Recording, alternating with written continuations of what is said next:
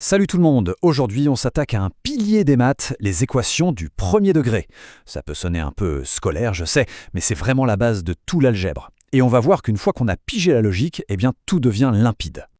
Alors, regardons ça. C'est un petit puzzle tout simple. Intuitivement, on se dit tous que x, ça doit être 3. Mais ce qui nous intéresse ici, c'est pas tant la réponse, c'est le chemin pour y arriver.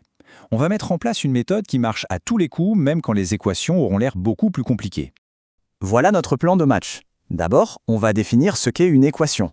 Ensuite, on va découvrir la règle d'or, qui simplifie absolument tout.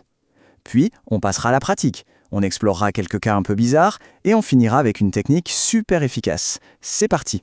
Première étape, donc. C'est quoi, au juste, une équation?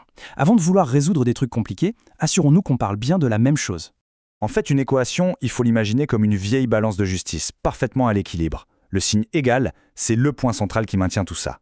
Notre mission, si on l'accepte, c'est de trouver la valeur de notre inconnu, notre x, pour que la balance reste droite. Et pour ça, il n'y a pas 36 solutions, il faut réussir à mettre x tout seul d'un côté. Si on reprend notre premier exemple, pour avoir x en solo, le plus 2 nous embête. Il doit partir. Mais attention, on ne peut pas juste le gommer comme par magie. En algèbre, il y a des règles du jeu. Et la plus importante, c'est la suivante. Et cette fameuse règle, c'est vraiment la clé universelle. Si on comprend bien ce qui va suivre, on débloque 90% du game des équations. C'est promis. L'idée est toute simple. Pour que notre balance reste à l'équilibre, tout ce qu'on fait d'un côté, on doit obligatoirement le faire de l'autre. Alors pour virer un plus 2, on va faire l'opération inverse, c'est-à-dire moins 2, mais des deux côtés. Le raccourci, l'astuce visuelle, c'est d'imaginer qu'on prend un terme et qu'on le jette de l'autre côté du signe égal. Et en passant la frontière, il change de camp. Le plus devient moins et le moins devient plus. Bon, assez de théorie, passons à la pratique. On va tester notre règle d'or sur un exemple un peu plus costaud. Voyons ce que ça donne en action. Ok, voilà notre nouveau défi. Ça a l'air plus chargé, mais la stratégie reste exactement la même. Il faut isoler x. Le plan, c'est de rassembler tous les termes avec un x d'un côté et tous les nombres purs de l'autre. On commence par les frax. Le 3x qui est à droite, il est positif. On veut le ramener à gauche. Alors hop, on lui fait traverser le pont, et en traversant, il change de signe. Il devient moins 3x. C'est aussi simple que ça. Maintenant, autour des nombres. Le moins 3 est à gauche et on veut l'envoyer à droite. Allez, il traverse le signe égal et donc son signe s'inverse. Le moins 3 se transforme en plus 3, et voilà. Les x sont à gauche, les nombres à droite, le tri est fait. À partir de là, c'est juste du calcul. À gauche, 5x moins 3x, ça nous fait 2x. À droite, 7 plus 3, ça fait 10. D'un coup, notre équation est beaucoup plus propre, non?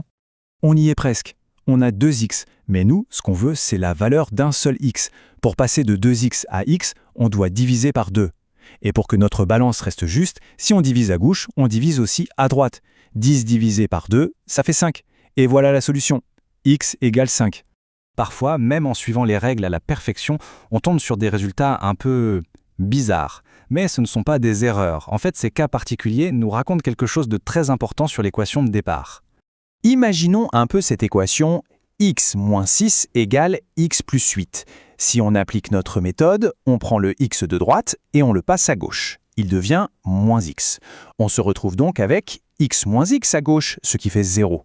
Puis on prend le moins 6 de gauche, on le passe à droite, il devient plus 6. On a alors 8 plus 6, ce qui fait 14. Résultat des courses, 0 égale 14. C'est impossible ça. Le message est assez direct. Si en résolvant, on arrive à une absurdité, un truc impossible comme 0 égale 14, ça veut tout simplement dire que l'équation de départ n'a aucune solution. Aucune valeur de x ne pourra jamais la rendre vraie.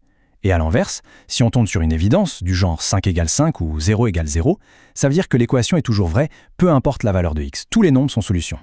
Allez, on ajoute une dernière technique à notre boîte à outils, une vraie botte secrète, très puissante pour un certain type d'équation, c'est la règle du produit nul. C'est juste de la logique pure. Si on multiplie deux choses et que le résultat est 0, c'est forcément que l'une des deux choses était 0. Il n'y a pas d'autre possibilité. Et cette idée toute bête est un outil formidable en algèbre. Regardons cet exemple.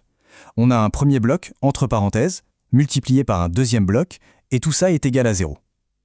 Le premier réflexe, ce serait de tout développer, ce qui serait long et source d'erreur. Mais grâce à notre règle, il y a une autoroute.